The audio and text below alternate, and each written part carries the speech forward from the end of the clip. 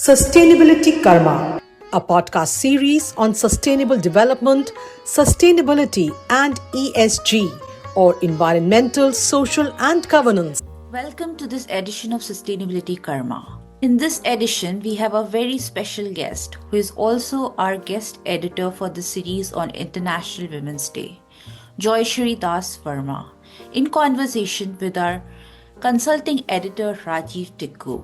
Joyshree Das Verma is the president of FICCI Ladies Organisation. In her individual capacity, she is also director and promoter at K-Pro Management Solutions, which works in HR.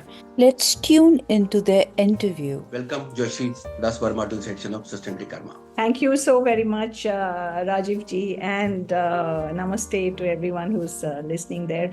And delighted and honored to be here today. What we understand is that it will take 100 years for women's parity to be achieved. So what are the main challenges in achieving gender parity? So the achieving full gender parity is hindered by several deep-rooted challenges, and I would like to mention a few.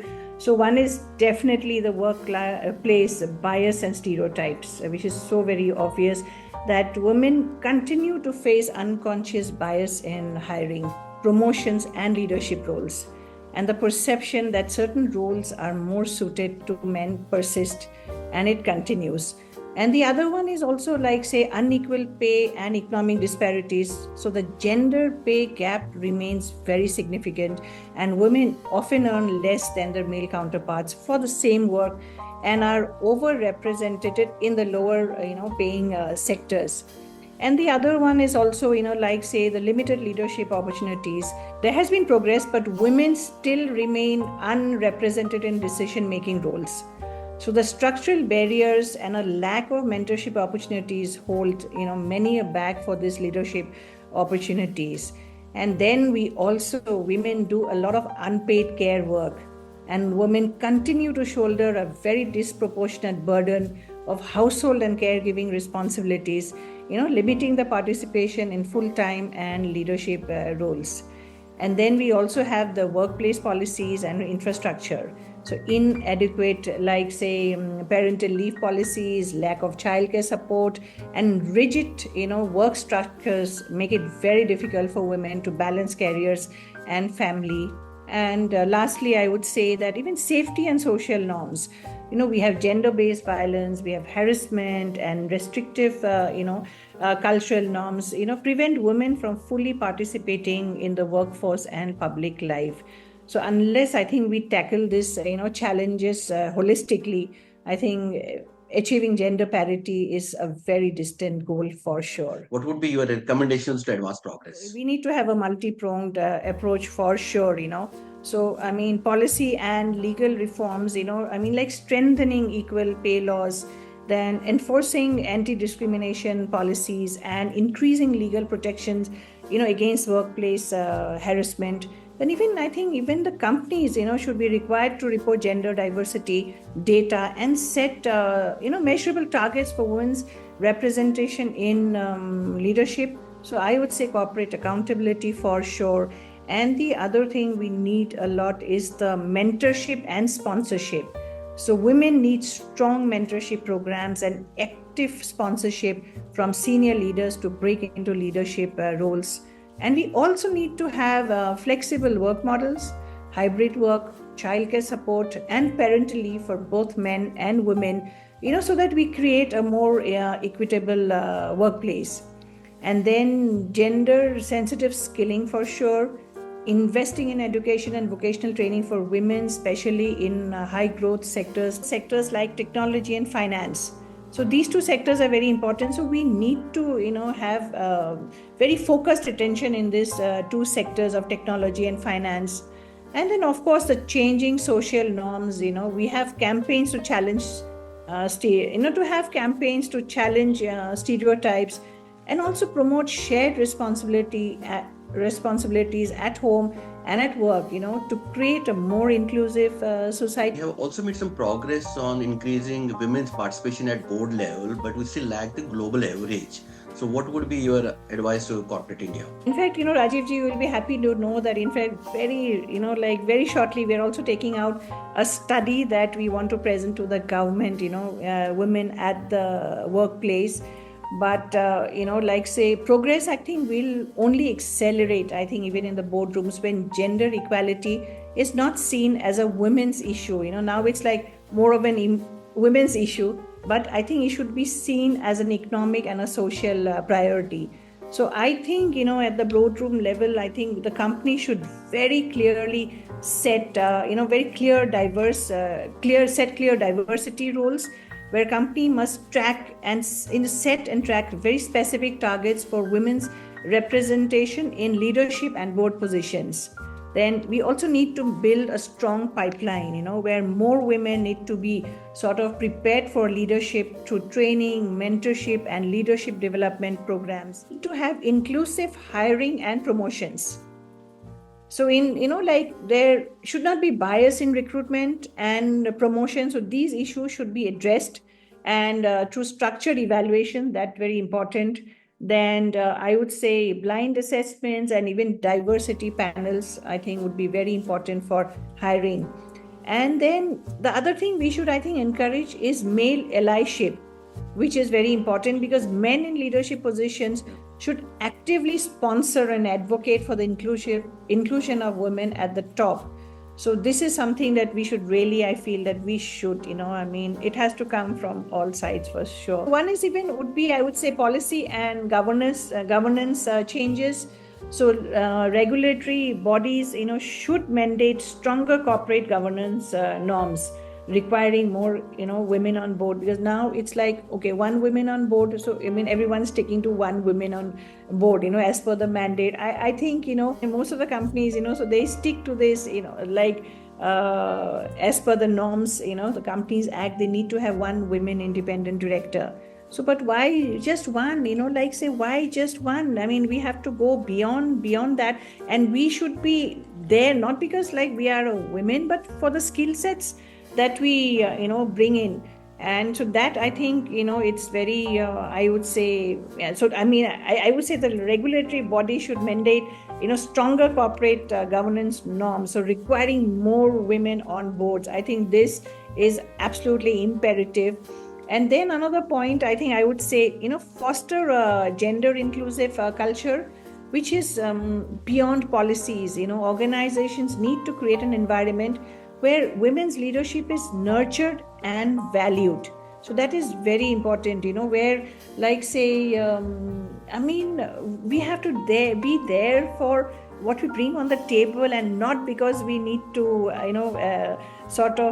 adhere to some regulatory norm. While understandably the focus is on women's empowerment, but one which keeps on cropping up again is the society prepared to work with empowered women? What's your own experience? I think I would say that, women's empowerment is not about taking opportunities away from men, for sure. Okay. So it is about creating a more balanced, inclusive world where both genders, I would say, thrive.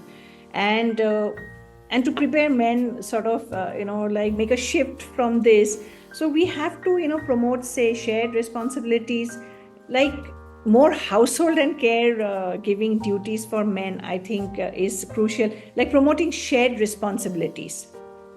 Promoting shared responsibilities. And even workplaces should offer both parental leave for both men and women to break these traditional roles, I would say. And then, so we need to actually address the gender bias very early on. And at schools and at workplaces, we should actively, you can say, challenge, this gender stereotypes that come up. And we need to promote a gender neutral leadership, across. I would say we have to inculcate, very early on, and to change the mindset on this. And definitely, I would say, encourage, I've already mentioned before, encourage male allyship. So men should be encouraged to support, mentor, and sponsor women in leadership roles, rather than seeing them in, competition. And so that is, very, very, important. We need to get the support from the men, I should say. And then lastly, I would say workplace inclusion programs. Companies should train employees on unconscious bias and empower women, but to build a society where everyone actually benefits, from the equality. What is FICCI Ladies Organization doing in this direction? Like FLO has been at the forefront of promoting entrepreneurship and professional excellence, I would say, among women, across various sectors. And we also have, the FLO Women Corporate Directors Initiative, where every 2-3 months we are training batches of women, our members, to get onto this leadership and board positions, and we help them. And we also we are partnering with Institute of Directors, who is our training partner for this initiative, and their expertise and support also, the training program is a very enriching program, for our members and for the, participants. And so it is, I would say, so we have been at the forefront of, driving that, yes, we need to qualify more women to be on the board. And so this training program, which is actually designed exclusively for our FLO members, and it trains women who are already existing in boards or also aspiring women board directors, and we offer very comprehensive and extensive training to prepare them. They're certified, corporate director by IOD. And then after that, they, apply for all the exams. So we have a talent pool of, women corporate directors as well. So this is, our commitment, to fostering leadership and excellence, among women in the corporate world. So I think if, we nurture and we do more of these efforts, I'm sure India in corporate can bridge the gap and move closer to the global benchmarks. What will be your message on the occasion of International Women's Day, which has a theme like for all women, girls, rights, equality and empowerment? I think it's a call to break that cycle of that very slow progress. And at the current pace that we are in, I think gender parity is more than a century away. So we cannot simply afford to wait that long. We really need to, really push towards, action. And action is definitely, needed now. So what I feel is, one is, definitely governments must enforce, stronger policies, and businesses must commit to hiring, mentoring and promoting women. And communities must challenge outdated gender roles. And like I have been mentioning now, third time I'll be mentioning that men must become allies and not just spectators. And women must continue to push forward, supporting each other at every step. I think at this International Women's Day, I think let's all pledge together to move beyond, conversations and make real measurable change, because when women progress, the world progresses. I think we all have to work together, men and women, to make a gender, get gender equality, and, it's best for each other. And, and let's actually work with speed, I should say. So we need to accelerate action. It was wonderful talking to you. Thank you, Joyshree Das Verma, for such an insightful and comprehensive conversation. You just heard Joyshree Das Verma in conversation with my colleague Rajiv Tikoo. Wishing you all a very happy International Women's Day. This is Naina Gautam signing off for Sustainability Karma. We hope you like this program. We look forward to your feedback on our WhatsApp number 9818120554. For participation in this program, write to us at sustainability.karma@gmail.com. Looking forward to meet you again at the same time next week with a new episode and a new guest. Till then, goodbye from all of us. Sustainability Karma, a podcast series on sustainable development, sustainability and ESG.